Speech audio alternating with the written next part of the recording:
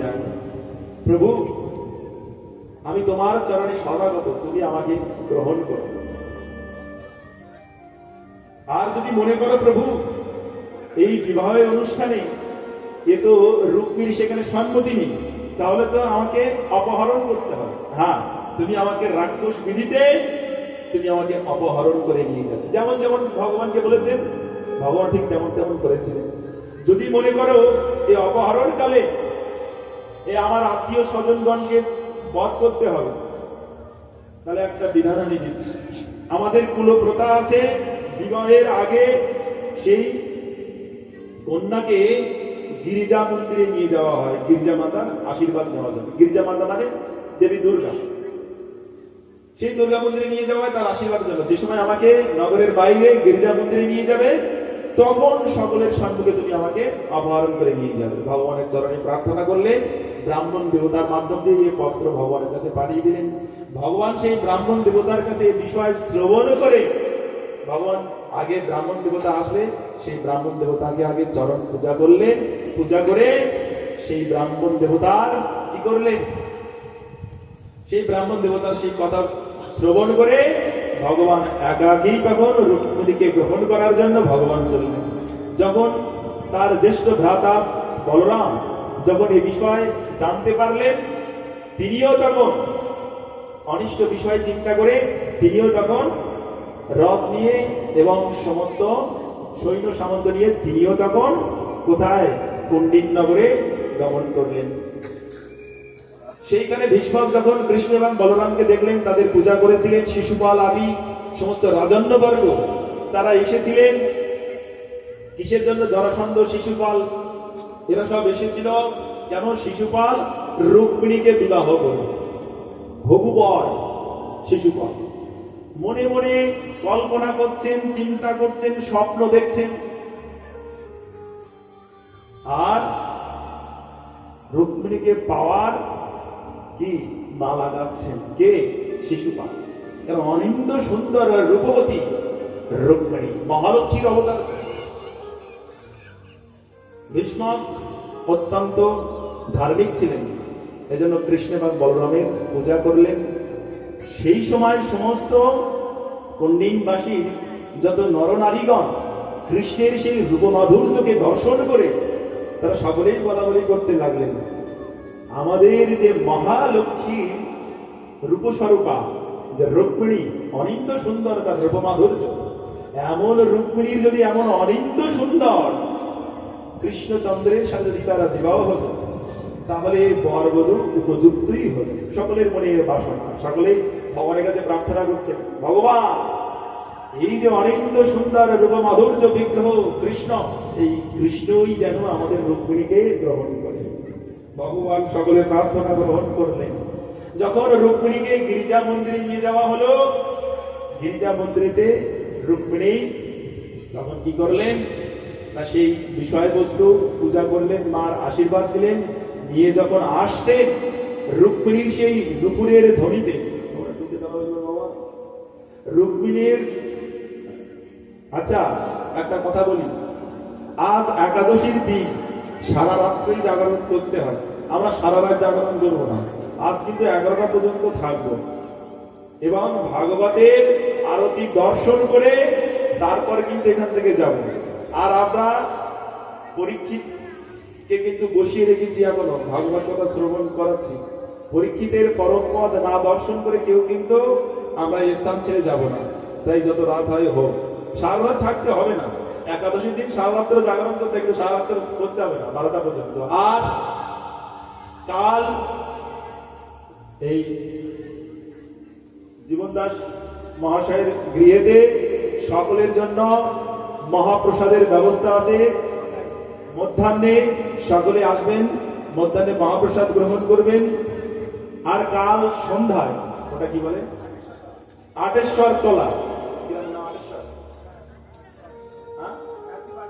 কাকদ্বীপ আটেশ্বর তলায় সেখানে ভাগবতের আয়োজন করা হয়েছে। সন্ধ্যায় যারা আপনারা আছেন ভক্তবৃন্দ, ভগবানের কথা শ্রবণে যাদের ললুপতা আছে, সকলেই বিকালে আটেশ্বর মন্দিরে ওখানে যাবেন, ওখানে ভগবানের কথা আমাদের কীর্তন হবে। আর আজ আমরা ভগবানকে কোথায়?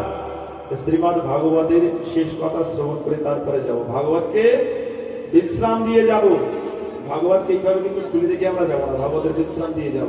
আর একটা বিষয়, লজেন্স, এ উপহার আপনারা পাবেন, বুঝতে পারছেন? কৃষ্ণচন্দ্র আবির্ভূত হয়েছেন, উপহার পাবেন, কিন্তু এই উপহার আজকে গ্রহণ করবেন না। যারা নেবেন নিয়ে বাড়িতে নিয়ে যাবেন, কালকের এই উপহার আস্বাদন করবেন, আজকে তো না, রাখুন। ঠিক আছে, তাহলে এখন আমরা বিপদের দিকে যাই। রুক্মিণী যখন সেই গিরিজা মন্দির থেকে বেরিয়ে আসছেন, নুপুরের সেই ঝংকারে রুক্মিণীর অপ্রাকৃত রূপ, লাবণ্য রূপ, সৌন্দর্যে সমস্ত অসুরগণ মোহিত হয়ে গেলেন।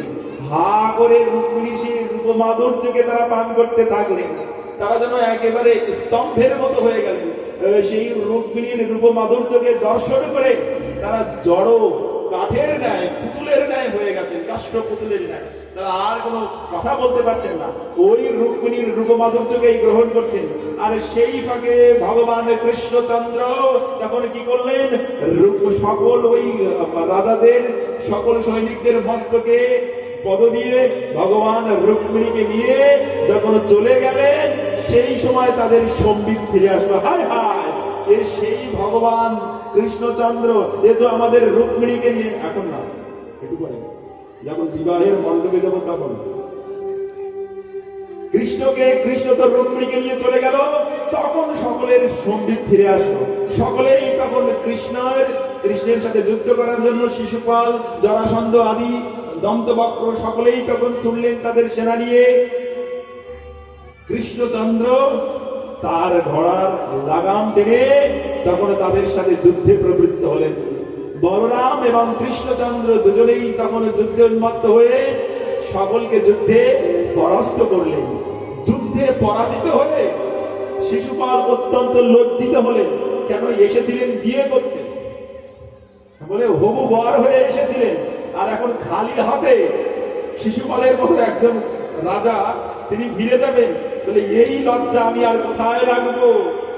সেই জন্য শিশুপাল বললেন, আমি আর ওই রাজ্যে ফিরে যাব না, আমি এখন সন্ন্যাস গ্রহণ করে বনেতে লুকিয়ে যাব। তখন জরাসন্ধ বললেন, আরে তুমি তো একবার হেরেছ, আমি 17 বার হেরেছি, কিন্তু আমি হাল ছেড়ে দিইনি। 18 বারের বার কিন্তু আমি যুদ্ধে জয়লাভ করেছিলাম। তাই বন্ধু, এই যুদ্ধে জয় পরাজয় হবে। এখন কৃষ্ণের সময় এসেছে, কৃষ্ণের যুদ্ধ জয় করেছে, কিন্তু এক সময় আমাদেরও সময় হবে, আমরাও যুদ্ধে জয় করবো। তাই তুমি এখন এর জন্য অপমানিত বোধ করো না, নিজের হৃদয়ে তুমি বল লাভ করো, নিজেকে সান্ত্বনা দাও। শিশুপাল তখন বলছো কৃষ্ণকে পরাজয় করা যাবে? হ্যাঁ। এই শিশুপাল কে ছিল জানেন? এই শিশুপাল ছিল রাবণ। ভগবান মানব কৃষ্ণলীলা এসে প্রতিশোধ দিয়ে নিলেন। রাবণ রামলীলায় সীতাকে অপহরণ করেছিলেন। অন্যের স্ত্রীকে অপহরণ করলে তাহার ভিতরে কি যে দুঃখ হয়, সে দুঃখ ভগবান রামলীলাতে প্রদর্শন করেছেন। গাছের কাছে, পাহাড়ের কাছে, পক্ষীর কাছে, বানরের কাছে গিয়ে তিনি ব্যাকুল ভাবে সে রোদন করছেন সীতাকে হারিয়ে। বলে, আজ তুমি বিবাহ করনি রুক্মিণীকে, বহু বর হয়ে এসেছে, দেখো পত্নী বিভাগের অপহরণের যন্ত্রণাটা কত। শিশুপালকে সে শপথ শিখিয়ে দিলেন ভগবান। যখন একথা রুক্মিণীর বড় ভাই রুক্মী যখন শুনলেন, যতক্ষণ না পর্যন্ত কৃষ্ণকে আমি হত্যা না করবো, পরাজিত না করবো, ততক্ষণ পর্যন্ত আমি কণ্ডিন নগরে আর প্রবেশ করবো না, প্রতিজ্ঞা করলেন। প্রতিজ্ঞা করে যখন কৃষ্ণের কাছে গেলেন, কৃষ্ণের কাছে যুদ্ধে পরাজিত হয়ে কৃষ্ণ তার কেশ কর্তন করলেন, অপমানিত করে একেবারে দড়ি দিয়ে বন্ধনকৃত।